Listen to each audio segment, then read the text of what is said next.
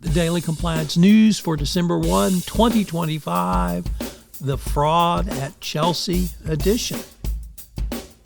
This is Tom Fox, and I'd like to welcome you to the Daily Compliance News. The Daily Compliance News is the only daily podcast which curates 4 top compliance, ethics, and/or corruption stories for your listening and viewing pleasure if you're watching this on YouTube. Our fourth story today comes to us from the BBC, and it reports that a Chelsea employee has pled guilty to defrauding the football club out of more than £200,000. Claire Walsh, who worked as an assistant treasury manager at the club, obtained over £200,000 for herself between June and October of 2023. She admitted the charge of fraud by abuse of position and was told by the magistrate, "You pled guilty to the offense and exceeds our powers in terms of sentencing. You'll need to be sent to the Crown Court for sentencing, which will have the appropriate powers."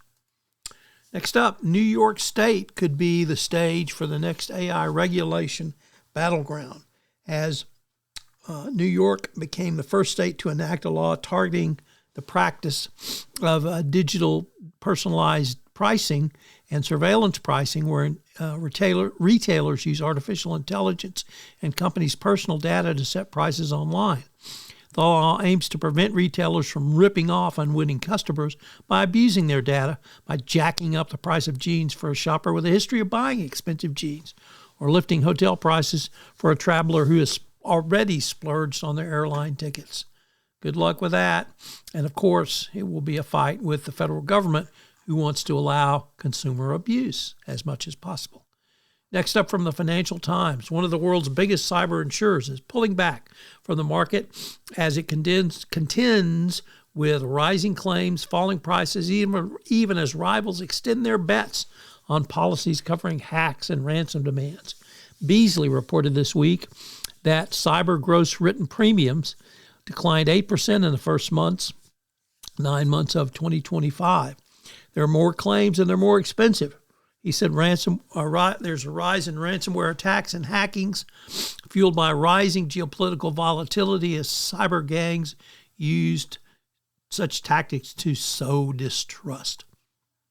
And our final story comes to us from Bloomberg, which reports that the situation in the Philippines continues to be fluid in terms of the protests against corruption, as thousands protested on Sunday with a top Catholic official demanding more action while rejecting the shortcuts that President Marcos has tried to put in place.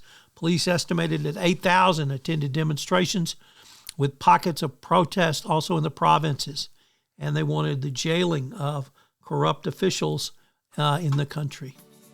The Daily Compliance News is a production of the Compliance Podcast Network and a proud member of C-Suite Radio. Thanks so much for listening. I hope you'll join me again tomorrow.